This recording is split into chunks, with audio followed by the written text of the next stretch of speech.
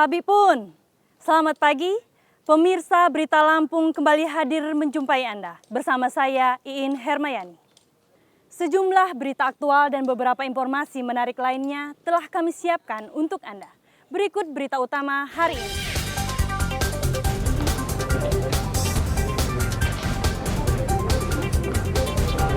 Tiga koruptor dana desa di Tulang Bawang ditangkap petugas Kejaksaan Negeri.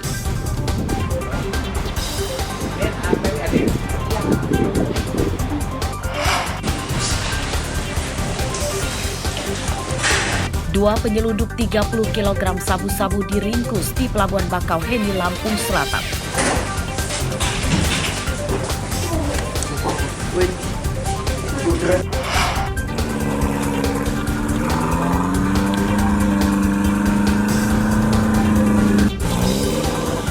Warga desa Sidoda di Lampung Barat hidup terpencil di tengah jalan tanah.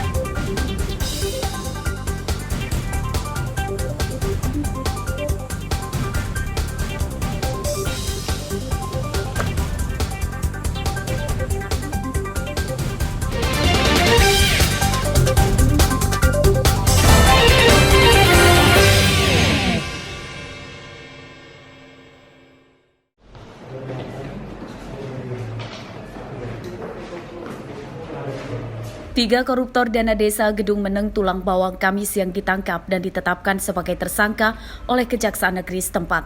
Tersangka adalah mantan Kepala Desa Gedung Meneng bernama Ismail dan dua pegawainya Aswan Sarifudin dan Kemis, yang saat itu menjabat sebagai sekretaris dan bendahara desa. Ketiganya bersekongkol mengkorupsi dana desa tahun anggaran 2021 dan saat itu mereka masih menjabat sebagai aparatur desa Gedung Meneng. Korupsi bermodus mengurangi mutu dan jumlah atau kuantitas pada pelaksanaan proyek pembangunan infrastruktur dan pengadaan belanja peralatan kantor desa yang tidak sesuai dengan perencanaan. Kerugian negara ditaksir lebih dari 650 juta rupiah. Modus operandi yang dilakukan oleh para tersangka yaitu pelaksanaan kegiatan yang tidak sesuai dengan perencanaan, antara lain pengerjaan kegiatan fisik seperti jalan rabat beton, gorong-gorong, kemudian ada kegiatan lain pengadaan alat-alat komputer untuk di kantor, kegiatan sanitasi, kemudian posko siaga kesehatan dan kegiatan PKK. Jumlah kerugian negara tersebut berapa? Kerugian negara berdasarkan perhitungan dari rekan-rekan auditor lebih kurang 660 juta rupiah. Penyidikan kasus ini masih akan dikembangkan pihak Kejari Tulang Bawang untuk mengetahui ada atau tidaknya tersangka lain yang terlibat. Ketiga tersangka kini ditahan di Rutan Menggala Tulang Bawang. Mustaqim melaporkan dari Tulang Bawang.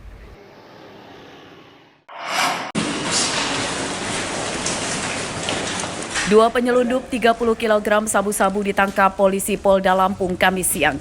Tersangka Muslimin dan Muhadi warga Langsa Utara, Aceh Utara, Provinsi Aceh itu ditangkap saat baru masuk kawasan pelabuhan penyeberangan Bakauheni, Lampung Selatan. Kedua tersangka mengendarai sebuah minibus. 30 kg sabu-sabu itu dibawa dari Sumatera Utara dan akan dikirimkan kepada seseorang di Tangerang. Kedua tersangka berdalih tidak mengenal orang yang menyuruhnya membawa sabu-sabu itu, sebab komunikasinya hanya terhubung melalui ponsel. Tersangka diberi upah 10 juta rupiah. Jadi setelah kita melakukan pemeriksaan oleh kedua kurir tersebut, mereka mendapatkan titipan kendaraan dan barang tersebut ini dari Medan, ya, di daerah Jalan H. Anif dekat Pasar Pajak Ikan, Cemara Lama, Medan, Sumatera Utara, dari seseorang yang juga dia tidak kenal, ya. Jadi jaringan ini terputus karena kurir ini hanya menerima di pinggir jalan untuk ditugaskan membawa narkotika tersebut ke arah Jakarta di daerah Tangerang. Sabu-sabu dimasukkan dalam kemasan produk teh Cina dan polisi menduga kedua tersangka merupakan anggota jaringan pengedar narkoba internasional. Penyidikan kasus ini masih akan dikembangkan untuk memburu pengendalinya. Atas perbuatannya, tersangka terancam hukuman mati. Robi Laste melaporkan dari Lampung Selatan.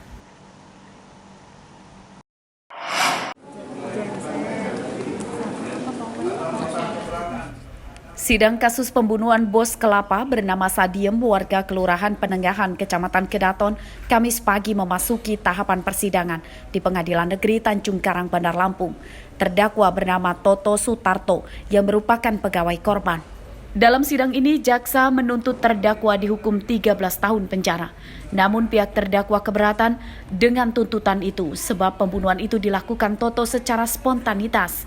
Pembunuhan dilatar belakangi sakit hati Toto yang kerap dimarahi korban.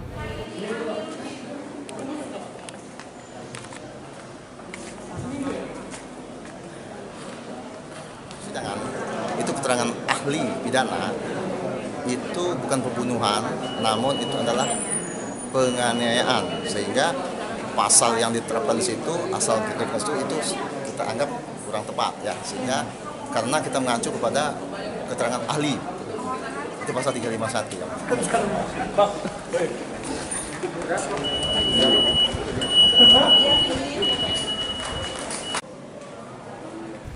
Sadiem tewas dibunuh pada pertengahan Maret lalu.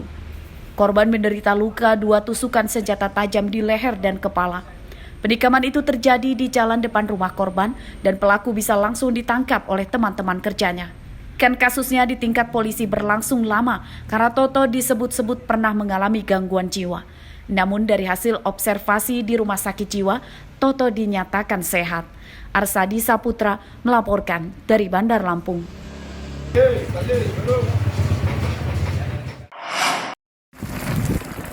Api sudah menyebar di jalan sampai pinggir jalan.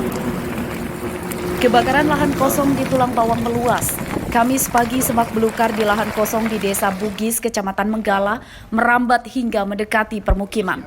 Kebakaran pun menyebabkan warga panik karena khawatir api menjalar ke bangunan. Tidak terlalu besar.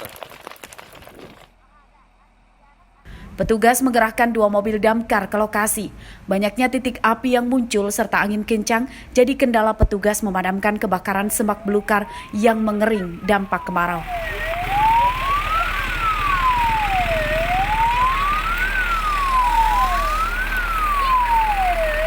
Berdasarkan data BPBD Tulang Bawang pada bulan Agustus hingga September telah terjadi 76 kali kebakaran lahan kosong. Di Kabupaten Tulang Bawang terdapat lebih dari 400 lokasi rawan kebakaran. Sebagian besar itu merupakan lahan gambut di Kecamatan Menggala, Gedung Meneng, Dente Teladas, dan Penawar Tama.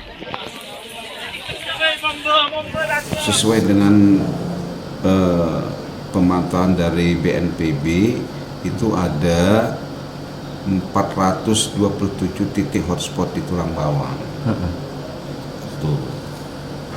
Untuk wilayahnya Pak, hampir rata-rata di 15 sesuai dengan media kemarin itu kami baca, itu ada di titik di Kecamatan Gedung Meneng dan di Teladas.